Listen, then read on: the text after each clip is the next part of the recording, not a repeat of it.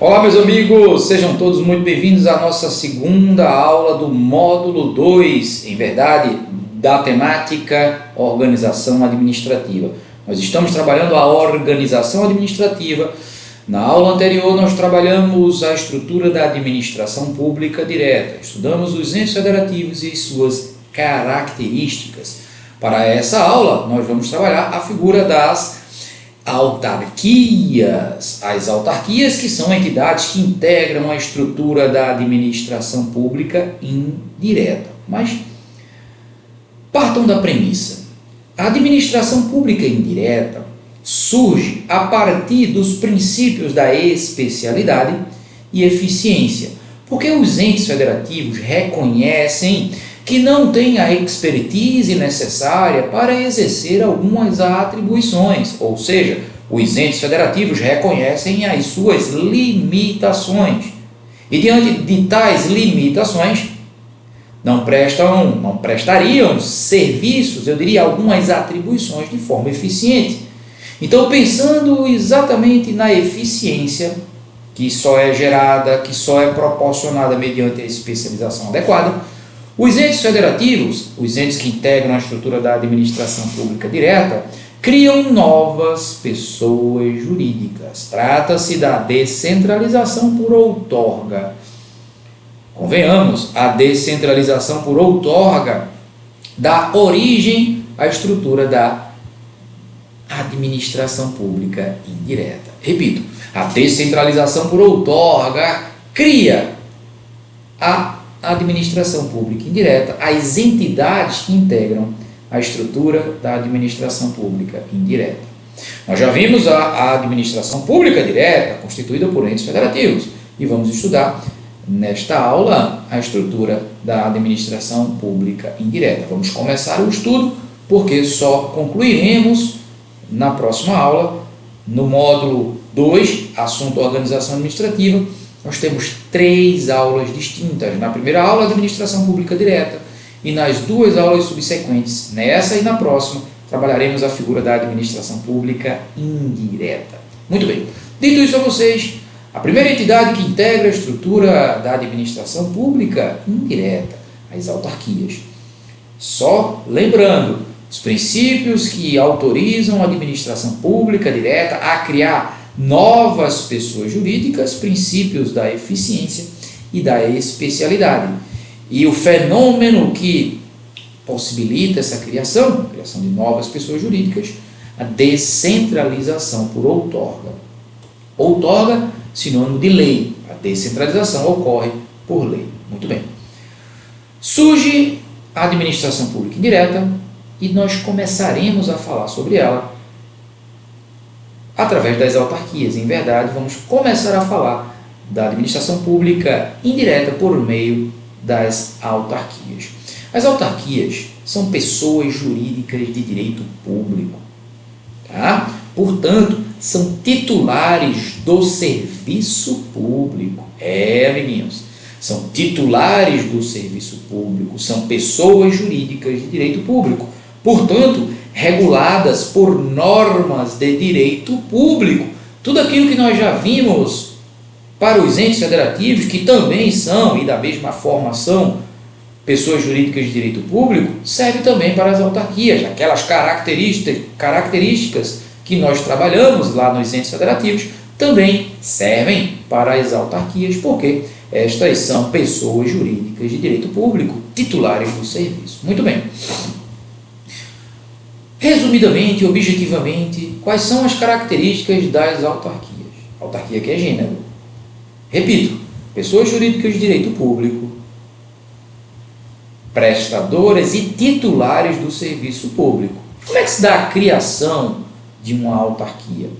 A autarquia ela é criada por lei. Repito, a personificação de uma autarquia decorre de uma lei. Não precisa o ente federativo promover qualquer ato posterior à publicação da legislação, da lei que tenha por fim a criação de uma autarquia. Portanto, o executivo de um ente federativo, quando pretenda criar uma autarquia, envia um projeto de lei para o parlamento. O parlamento aprova esse projeto de lei, delibera e aprova e devolve para o ente federativo, poder executivo do ente federativo, que promulgará e publicará, óbvio, vai passar pelo crivo do presidente da República, governador, prefeito, do ponto de vista da sanção e do veto. Mas a conversão do projeto de lei em lei, ou seja, o ingresso da norma no ordenamento jurídico, ocorre mediante a promulgação, publicação. E perceba, quando da promulgação, quando da conversão do projeto de lei em lei, a personalidade jurídica da autarquia restará estabelecida. Repito, a personalidade jurídica será criada com a promulgação da lei que tenha por fim, promulgação do projeto de lei que tenha por fim a criação da autarquia. Portanto, nós costumeiramente dizemos que as autarquias são criadas por lei. É isso mesmo, meus amigos, são criadas por lei. Dito isso a vocês, as autarquias, por serem titulares do serviço público, têm bens públicos. Bens públicos com todas aquelas características que nós estudaremos doravante: impenhorabilidade, imprescritibilidade, não oneração e inalienabilidade relativa. Muito bem.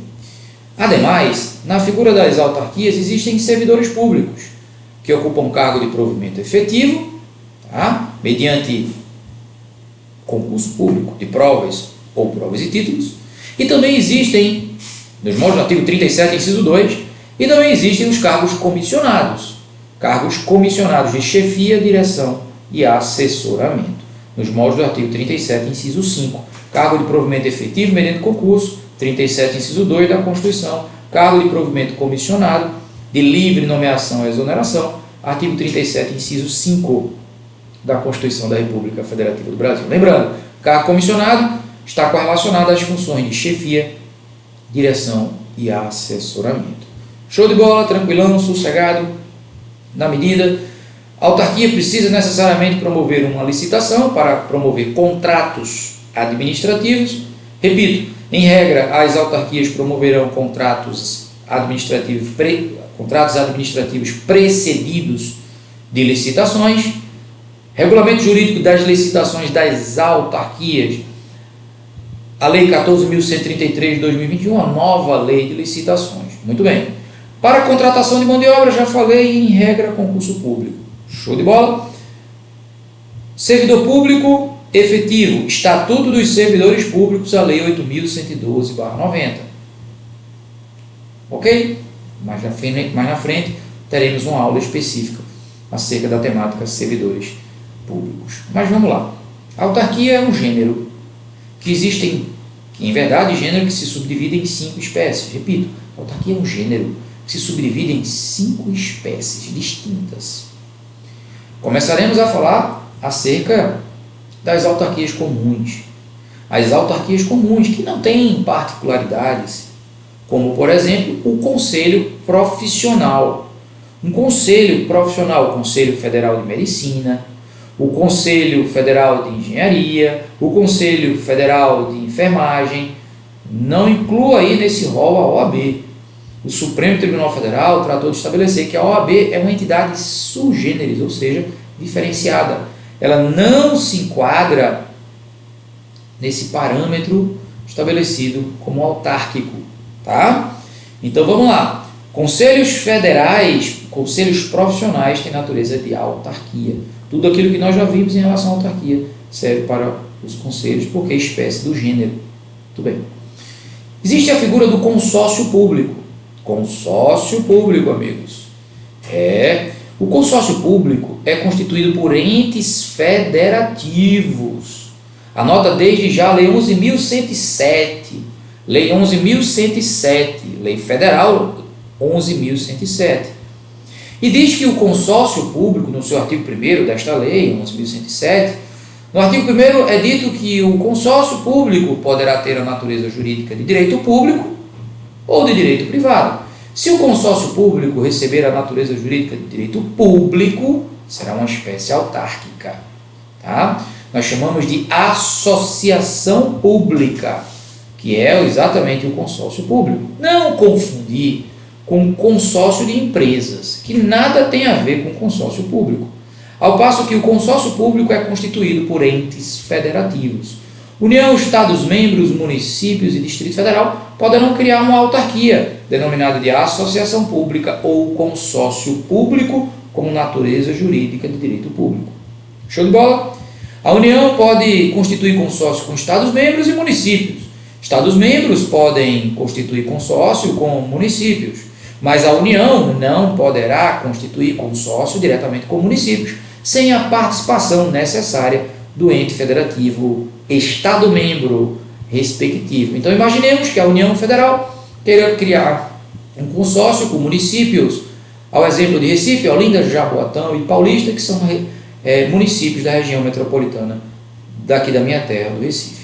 Para que a União participe desse consórcio com os entes municipais, necessariamente o Estado-membro Pernambuco terá que participar sob pena de não se constituir esse consórcio. Show de bola, tranquilão, sossegado. Mas a participação da União não é necessária num consórcio público de direito público, numa associação pública. Como é que se dá o procedimento de criação de um consórcio público de direito público? Da mesma forma que se cria uma autarquia. Lei é enviada para o parlamento, mas André, qual parlamento? Se é um consórcio constituído por vários entes federativos, todos os parlamentos precisarão deliberar acerca do projeto de lei que tenha por fim a criação dessa associação pública ou consórcio público de direito público.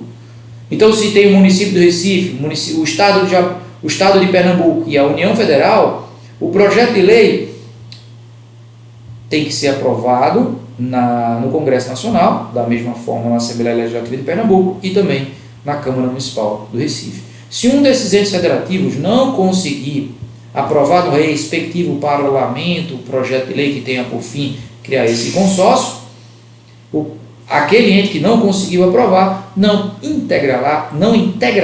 participará do consórcio que ali está em via de ser criado. Só lembrando que, se for desse meu exemplo, a União querendo criar consórcio com o Estado e município, se Pernambuco, Estado-membro, não conseguir aprovar na sua Assembleia Legislativa, a respectiva Assembleia Legislativa, não há de se falar em consórcio, porque não há, a lei veda a criação de um consórcio diretamente entre União e municípios. Show de bola, tranquilão, sossegado, muito bem.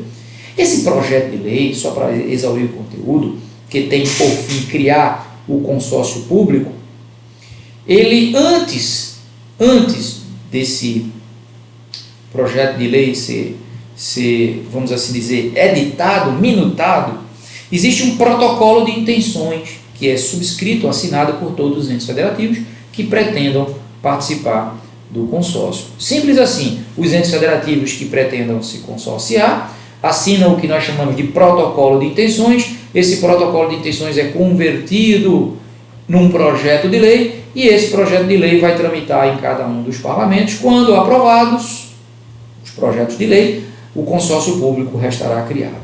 Essa é a figura do consórcio público. Direito público é denominada associação pública. Só para não ficar uma informação incompleta, a Fundação Pública de Direito Privado, nos moldes do artigo 1º, parágrafo único da Lei 11.107, tem natureza jurídica de direito privado, por consórcio público de direito privado, tem natureza jurídica de direito privado e recebe a forma de uma fundação pública. Tá? Então, se for um consórcio de direito público, autarquia. Se for um consórcio de direito privado, fundação pública. Show de bola? Tranquilão, sossegado, muito bem. Outra espécie autárquica comum, estamos falando das autarquias comuns, a figura da agência executiva. Agência executiva. O que é uma agência executiva? Na verdade, meus amigos, a agência executiva é uma qualificação. É um rótulo que se atribui a uma autarquia deficitária. Uma autarquia, ao exemplo da Sudene e da Sudam, uma autarquia que teve problemas financeiros. Houve uma despesa muito alta e essa despesa não conseguiu ser vencida. E aí, essa autarquia passou a ter dívida. E aí, como endividada, passou a ser qualificada como uma agência executiva para tentar reequilibrar às contas, né? Então, o contrato que atribui o rótulo de agência executiva, sim, é um contrato com metas estabelecidas, firmadas pelo ente federativo com a autarquia deficitária. E nesse contrato serão estabelecidas metas a serem cumpridas pela agência executiva, que nada mais é que um rótulo atribuído a uma autarquia deficitária. Show de bola? Tranquilão? Sossegado? Muito bem. Dito isso a vocês, eu quero destacar duas autarquias em regime especial, né? Duas autarquias em regime especial. A Universidade Federal e o Instituto Federal de Tecnologia são autarquias em regime especial. Mas por que, André, esse nome, essa denominação autarquia em regime especial? Porque tem especificidades, tem particularidades, como por exemplo, o reitor da Universidade Federal e do Instituto Federal são eleitos mediante voto dos discentes, dos docentes e do corpo administrativo. E eles ficarão por um mandato fixo de 5 anos. Os reitores de universidades federais e de institutos federais de tecnologia, tá? Os reitores vão ocupar ali a função, vão exercer a função de reitor mediante cumprimento de um mandato fixo, mediante eleição, tá? Bom, dito isso a vocês, outra autarquia em regime especial, a agência reguladora. O que é a agência reguladora? Percebam, a agência reguladora trata-se de uma autarquia que é atribuída pelo ente central, pelo ente federativo, pelo ente criador, que é atribuída da função de regulação do mercado. Essa função de regulação do mercado está no artigo 174 da Constituição da República Federativa do Brasil. Artigo 174 da Constituição da República Federativa do Brasil. É isso mesmo. A figura do Estado regulador é representada pelas agências reguladoras. São autarquias, portanto, aquelas características já vistas servem para elas. Mas algumas particularidades das agências reguladoras. Bom, primeira particularidade. Aqueles que exercem cargo de direção, eu diria direção colegiada, direção executiva, eles vão ocupar um mandato fixo de 4 anos, tá? Mandato fixo de 4 anos, muito bem. Dito isso a vocês, esses agentes públicos que ocupam esses cargos de direção colegiada, direção executiva, são os mais altos postos de uma agência reguladora. Eles, quando encerram o mandato, quando o mandato se exaure, eles ficam impedidos de atuar no segmento regulado. Como assim, André? Eles ficam impedidos de atuar no segmento regulado por conta de um período de quarentena que a legislação tratou de estabelecer. Anota aí a Lei 9986. Lei 9986, tá? Deixa eu ver aqui o ano dela. Lei, para não passar uma informação equivocada, Lei 9986